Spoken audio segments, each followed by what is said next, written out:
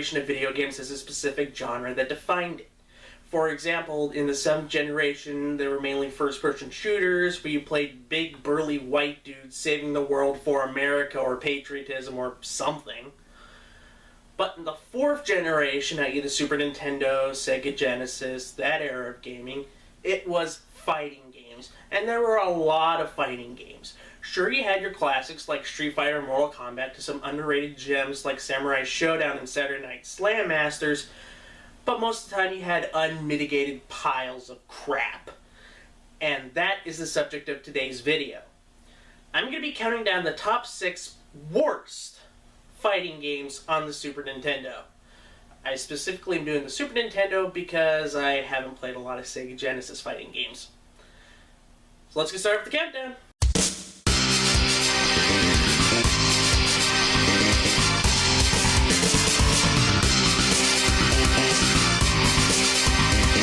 I am under personal belief that the only reason this game even got made was that the developers got high, and when the model was complete for a character, they decided to make the whole game based around that. And also because port literacy is cool!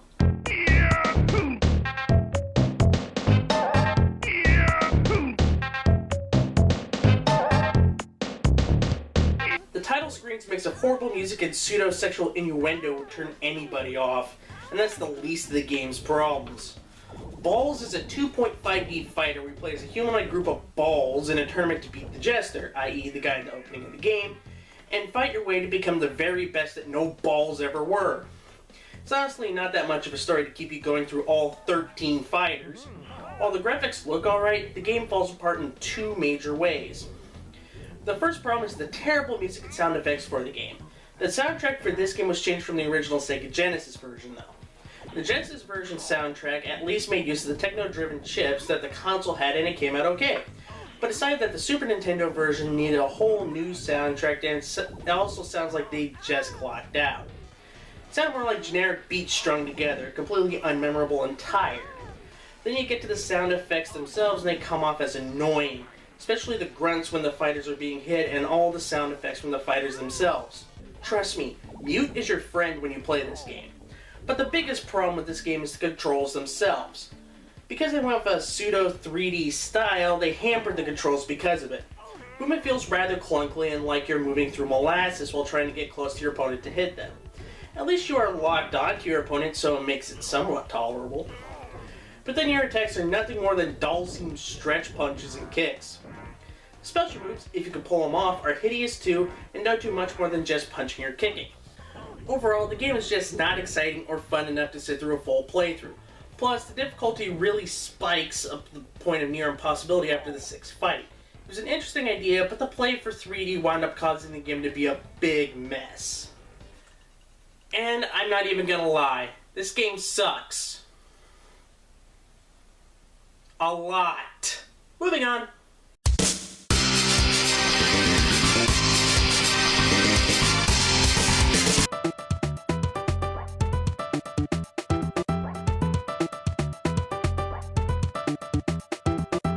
Yeah, you knew this one was coming. Shaq wasn't even that good of a game to begin with and got mixed reviews when it was originally released. But the internet took Shaq and made it into one of the worst games of all time. While it does deserve a lot of anger at it for being terrible, it's not the worst fighting game out there. The critics out there usually crap on it for 2 reasons. One is that it's Shaq in a fighting game, and that he's supposed to be a real hero and can't do much in the game. While that is a really valid criticism, the major thing that they gloss over is the controls themselves. The game is way too floaty to be a fighting game. Characters would hang in midair while jumping for the longest time, making it hard to land good jump kicks, which is the only move worthwhile in Shaq's arsenal when playing as Mr. Kazam. Not only that, the special moves are a pain in the butt to pull off as well. Also, this is an inferior version to the Genesis version because the Genesis version has more levels, more fighters, and feels more like a complete game. I used to play this game a lot when I was a kid, but looking back at it now, it's just lame. The fighters aren't that interesting, the controls are bad, the music's mediocre, and just more below average than outright terrible, which is only why I placed it at number 5. Look, I get the hatred for this game. And there's a website out there that you could look up and it will destroy your copy of Shaq Fu. There are better things you could do than sending your copy to be destroyed, like doing the laundry or taking out the trash. Which is something I would rather do than play these next 4 games. So let's go on to number 4.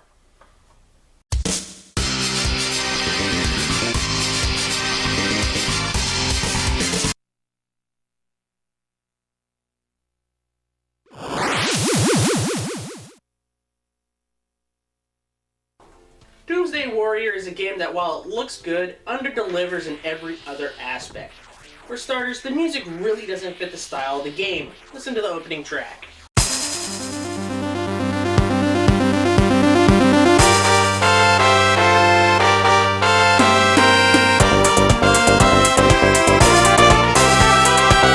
This sounds more like an RPG soundtrack rather than a fighting game.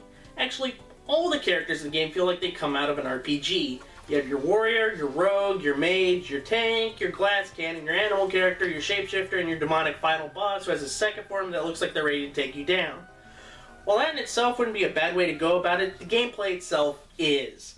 Much like Shaq Fu and Ballz, the special moves are a pain to pull off, especially when everyone and their mother is used to the Street Fighter II and Mortal Kombat style of controls, so you'll be relying on close-up power moves that activate whenever the game feels like it. Also, the game utilizes some RPG elements where after you win a fight, you can level up your character to be more attack-based or more defense-based or something like that. While it's a good idea in theory, I really don't like the fact that in order to beat the game, you have to keep almost all of your health in the first 6 fights, otherwise you'll be wiped out by the last 2 bosses in the game.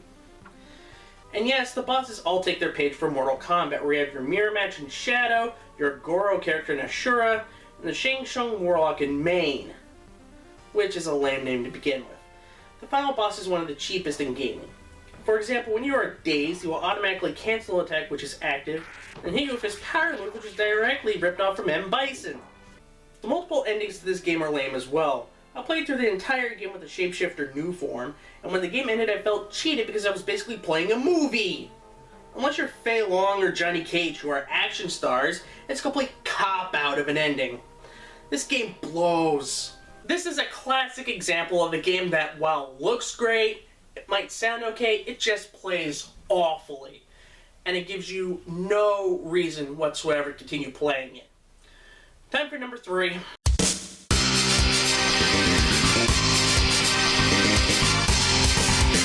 Honestly, if you combine Street Fighter and Mortal Kombat, you will probably have one of the best fighting games of all time with a diverse roster and probably some of the best controls that fighting games have ever had. But what if somebody just takes the names Street Fighter and Mortal Kombat and does a complete cash-in? You get Street Combat.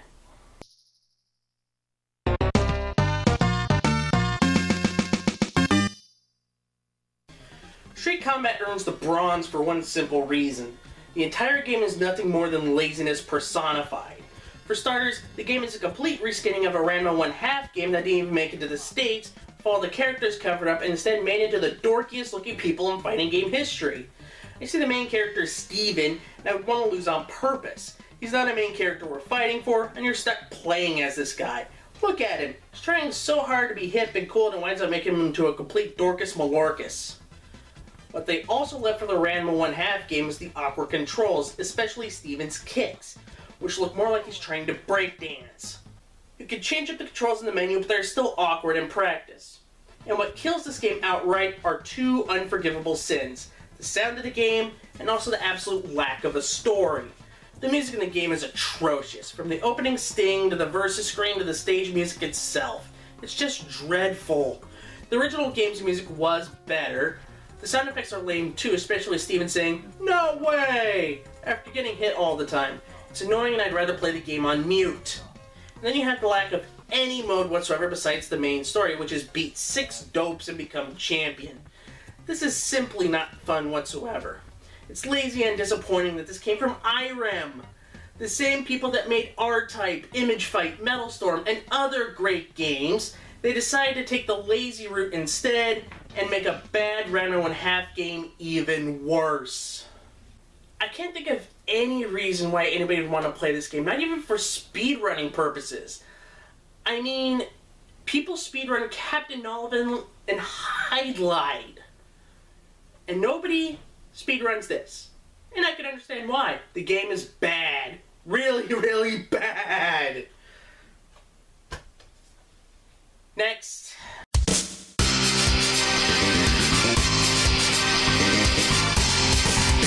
Shaq Fu's reputation was earned in the 90s because it was Shaq Fu in a fighting game and nobody believed it. But there was one fighting game in 1994 where everybody believed the hype. And they were disappointed. It is one of the biggest busts in gaming history. Of course, I'm talking about Rise of the Robots.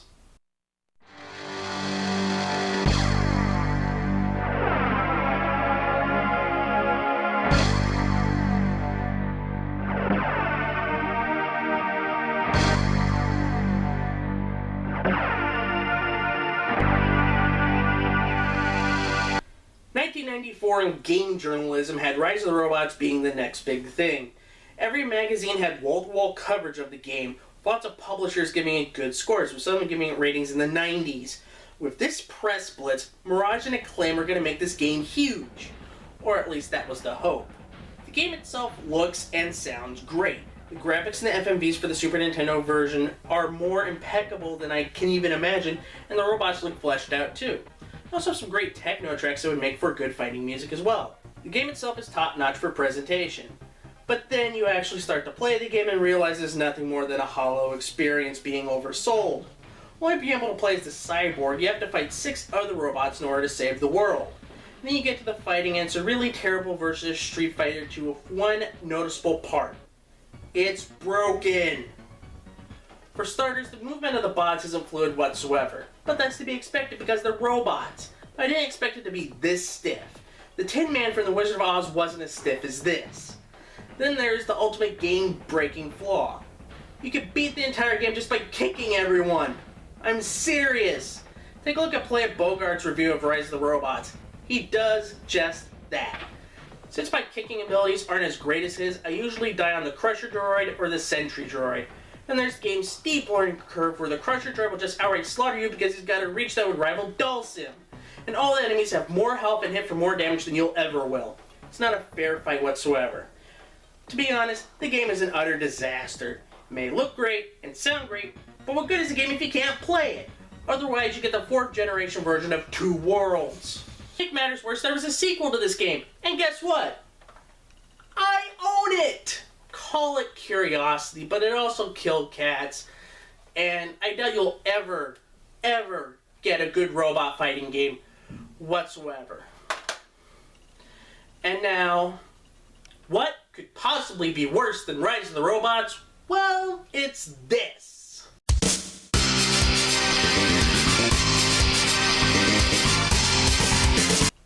All 5 of the previous games that I have talked about had one thing in common. They actually had some good to them. I mean, Rise of the Robots had great presentation and sound. Street Combat's graphics looked okay. Doomsday Warrior at least had an idea. Shaq Fu also had kind of an idea, and Ballz was innovative, but bad. But then you have a game that was just a really bad cash import of, to be honest, one of the most insanely bad arcade fighters of all time. It is, of course, Pit Fighter for the Super Nintendo.